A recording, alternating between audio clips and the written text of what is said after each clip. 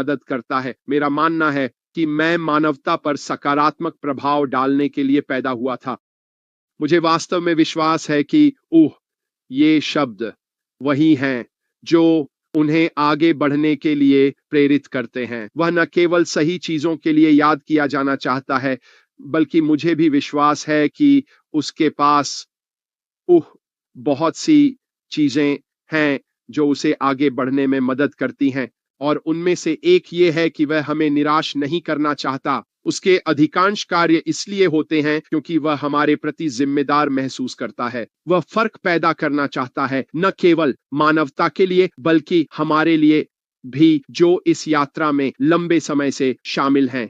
तो उन शब्दों को कहना मेरे लिए वास्तव में यह दर्शाता है कि वह हमारे संकल्प को स्वीकार कर रहे हैं, और यह कि हम उनके पीछे एक समुदाय के रूप में खड़े हैं जो वह करने की कोशिश कर रहे हैं। उसने फिर यह बताया कि वह कल के वेबिनार के दौरान किन विषयों पर चर्चा करने वाला था, और वे थे एसआईसी मामले के अपडेट्स विथ दुनिया भर के स्थान, और उनके साथ क्या हुआ है। सहयोगी कमीशन के बारे में भी वह बात करना चाहता था, कंपनी की स्थिति और आगे बढ़ने की योजना, ये की, और वेबिनार का कार्यक्रम भी। जैसे जैसे समय बीतता गया, उनमें से कुछ विषय एक दूसरे में मिल गए, लेकिन वह उन विषयों को कवर करने वाला था। उसने यह भी बात की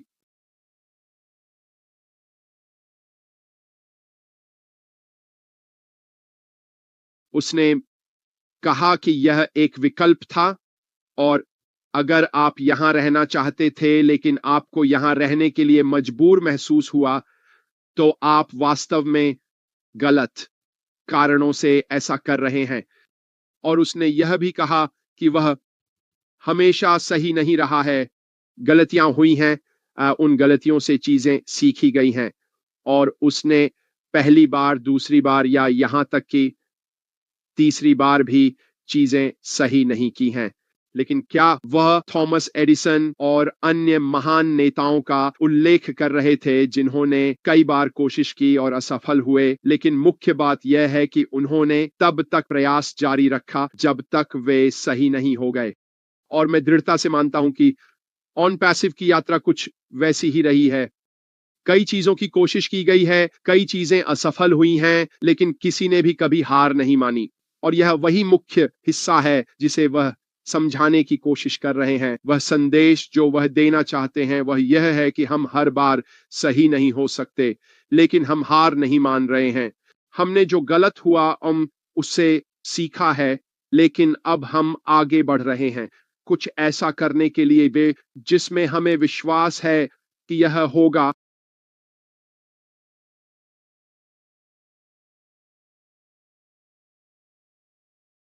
वैसे मेरे इंटरनेट के लिए माफी चाहता हूं। असल में मैं आपको बताता हूं कि मैं क्या करने जा रहा हूं। मुझे बस जल्दी से एक अलग कनेक्टर में बदलने दें, यह देखने के लिए कि क्या इससे फर्क पड़ता है जबकि हम इस बारे में बात कर रहे हैं। वैसे संक्षेप में मैं आपको बताना चाहता हूं कि कल शुक्रवार को मैं शनिवार को एक प्रश्नोत्तर सत्र करने जा रहा हूं। तो अगर आपके पास कोई सवाल है, वैसे दोस्तों,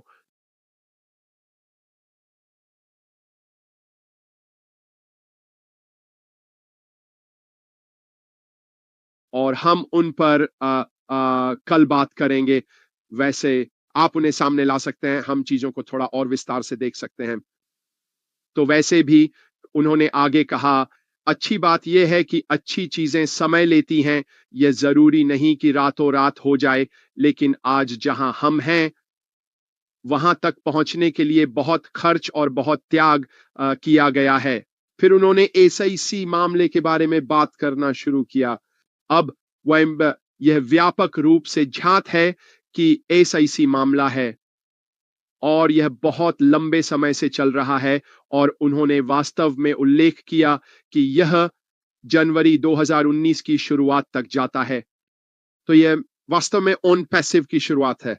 यदि आपको याद हो तो यह जून जुलाई 2018 में शुरू हुआ था, और फिर यह नवंबर तक चला गया, वास्तव में बिना किसी वेबसाइट और नाम के और फिर स्पष्ट रूप से नवंबर के बाद हमने थोड़ी गति, थोड़ी पकड़ बनाना शुरू किया और एसईसी ने ऑन पैसिव पर ध्यान देना शुरू किया जनवरी 2019 के पहले दिन से ही।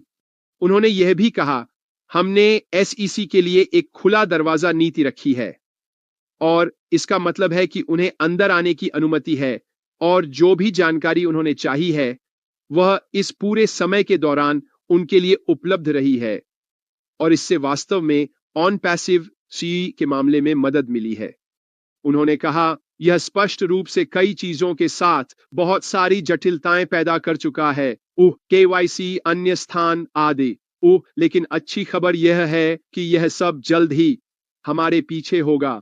उन्होंने कहा, हमारे पास इस समय के लिए मामले का एक प्रारंभिक समाधान है। यह स्पष्ट रूप से सहमति में आना चाहिए और वह जून तक इस मामले के लिए अधिक स्पष्टता ला सकेंगे, उन्होंने कहा। और तब तक उन्होंने कहा, हमें आपको ठीक ठीक बता देना चाहिए कि एसईसी मामले द्वारा क्या हो रहा है, लेकिन वह बहुत आशावादी हैं कि वह हिस्सा पूरा हो जाएगा और समाप्त हो जाएगा और यह सब खत्म हो जाना चाहिए। उन्होंने कहा, लेकिन एक मुख्य बात यह है कि ऑन पैसिव बंद नहीं होगा। फिर भी उन्होंने कहा, हम बंद नहीं कर रहे हैं। फिर उन्होंने स्थानों के बारे में बात की और उन्होंने कहा कि उन्होंने खराब लोगों के बारे में और जो हुआ उसके बारे में और विभिन्न स्थानों के बारे में और कैसे चीजें हुई इस पर बात की, स्पष्ट रूप से इन सभी चीजों के बारे में जिन्हें मैं अभी केवल आंशिक रूप से अनुकरण कर रहा हूं। उन्होंने गहराई से बात की, लेकिन इस पुनरावलोकन के लिए आपको यह बताने के लिए कि क्या चल रहा है, ये आप स्पष्ट रूप से वापस जाकर उनकी पूरी सूची में सुन सकते हैं कि उन्होंने क्या कहा।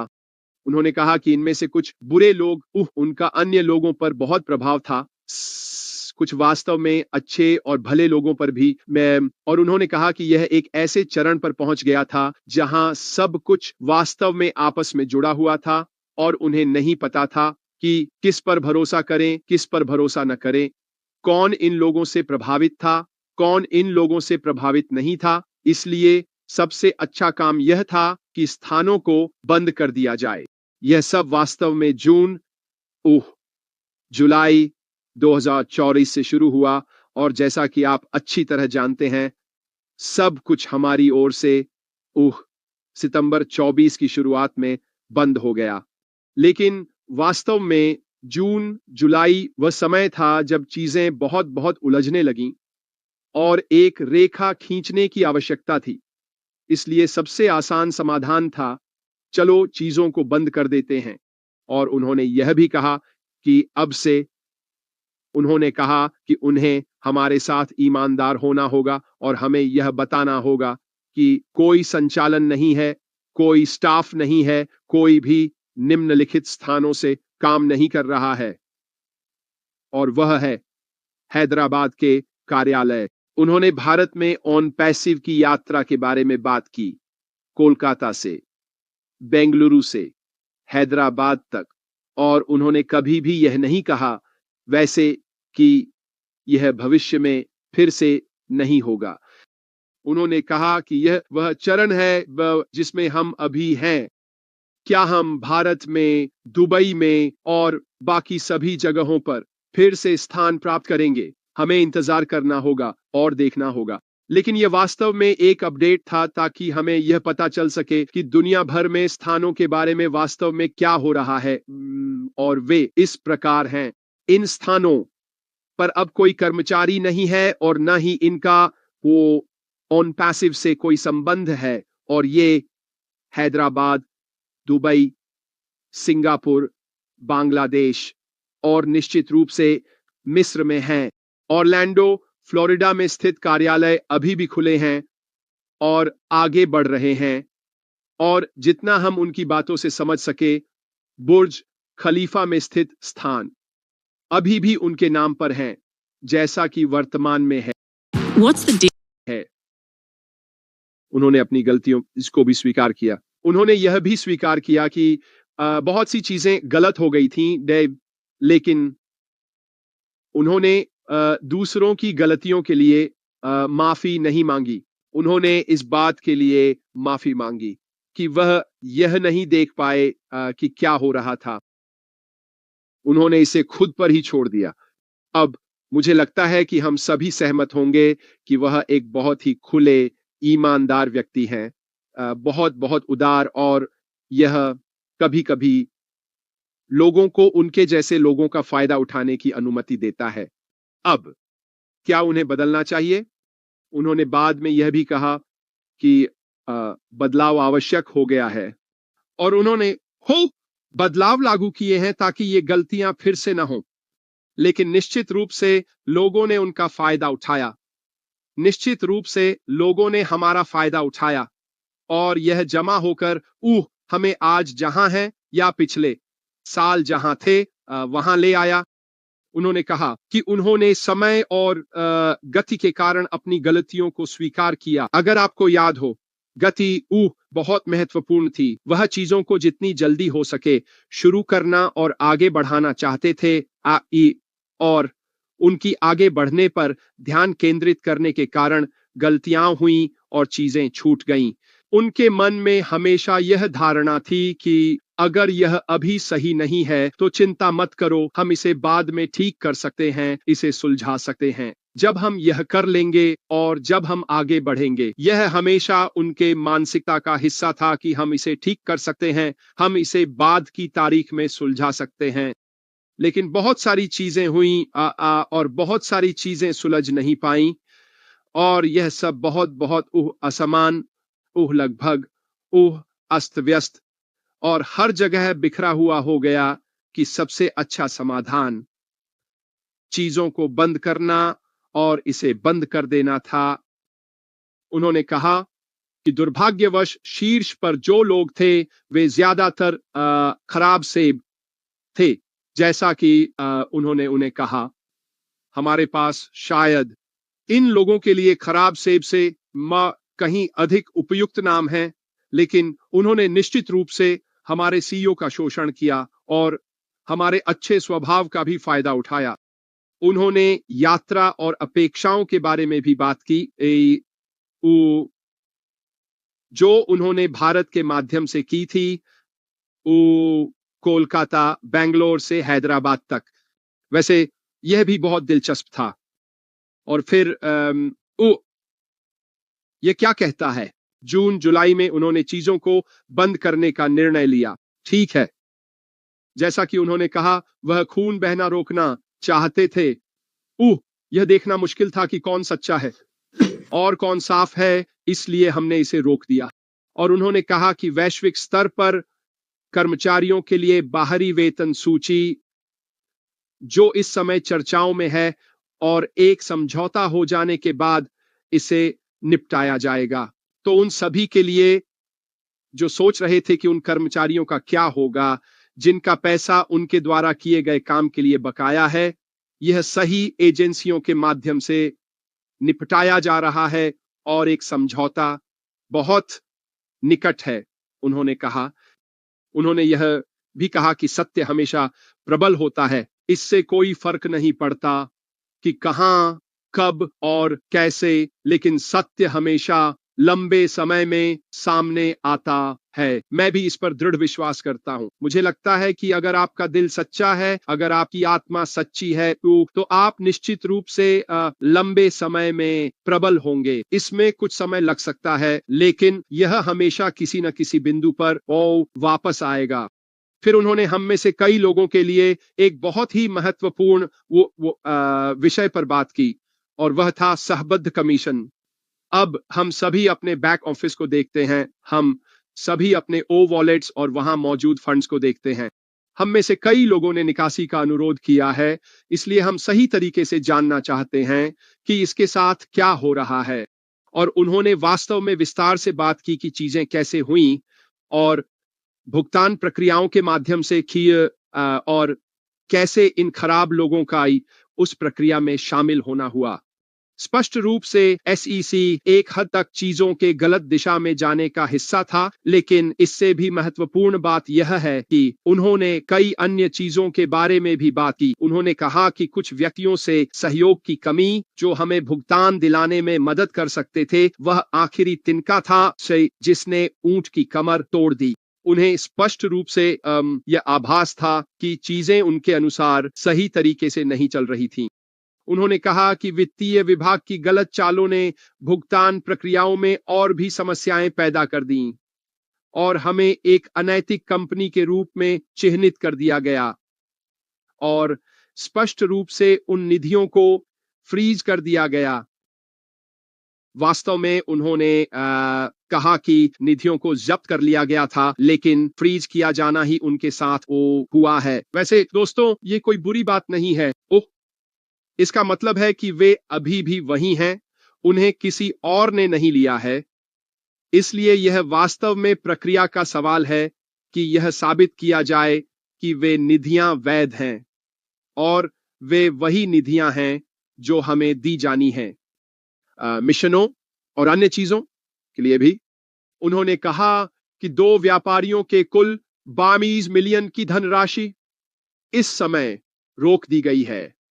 यह सभी स्थानों पर वेतन भुगतान के लिए पर्याप्त धन था, साथ ही लगभग 30 मिलियन जो सहयोगी कमीशन की ओर जा रहे थे। उनके पास संयुक्त राज्य अमेरिका की शीर्ष वकीलों की कंपनियों में से एक है जो एसईसी मामले का हिस्सा है, लेकिन साथ ही दुबई में इन धनराशियों से निपटने का भी हिस्सा है और वह बहुत आश्वस्त हैं कि समय के साथ वे उन धनराशियों को वापस प्राप्त करने में सक्षम होंगे और जाहिर है कि जिनका कमीशन बकाया है उन्हें भुगतान किया जाएगा जब वह पैसा कंपनी में वापस आएगा। उन्होंने यह भी कहा कि इस प्रक्रिया के दौरान यह हमें आगे बढ़ने से नहीं रोकेगा। ठीक है, तो एक तरफ हमें कल हमारे धन नहीं मिलेंगे कि लेकिन धन गायब नहीं हुए हैं, वे वापस आएंगे और हम उन्हें प्राप्त करेंगे और यह हमें आगे बढ़ने से नहीं रोकेगा जब जो भी ऑन पैसिव का अगला हिस्सा होगा। उन्होंने यह भी कहा कि ये लोग इससे बच नहीं पाएंगे। जो अगर उन्होंने सोचा कि ऐश कमजोर है, आसान है कि वह इसे आगे नहीं बढ़ाएगा, हम इसे आगे नहीं बढ़ाएंगे, तो वे बहुत गलत हैं। उन्होंने कहा उन्होंने सचमुच हमारा पैसा चुरा लिया है और हम इसे स्वीकार नहीं करेंगे। यही कारण है कि हम जहां हैं वहां हैं और हम अपने नैतिकता और ईमानदारी को साबित करने के लिए दृढ़ हैं कि हमें वह पैसा प्राप्त करने का अधिकार है। कोई गलती न करें, यह वापस प्राप्त किया जाएगा और हमारे पास सरकारें शामिल हैं और एसआईसी हमारी मदद करेगा हमारा पैसा वापस पाने में। वह कितने आत्मविश्वास से भरे हुए हैं। यही कारण है कि मुझे लगता है कि इस समय हम जिस मिश्रण में हैं, एसआईसी मामले के साथ उनके द्वारा हमेशा अपनाई गई खुली दरवाजा नीति के साथ वहां एक समाधान है। यह लगभग ऐसा है, 2 पक्षों के बीच एक समझौता है कि वे मामले के साथ आगे नहीं बढ़ सकते, तो चलो इस पर सहमत होते हैं कि हम कहां हैं और हम इसे हल करेंगे। अब फिर क्या आप लोग हमें इस अगले हिस्से में मदद कर सकते हैं कि क्या हो रहा है? और वह मुझे लगता है कि उनका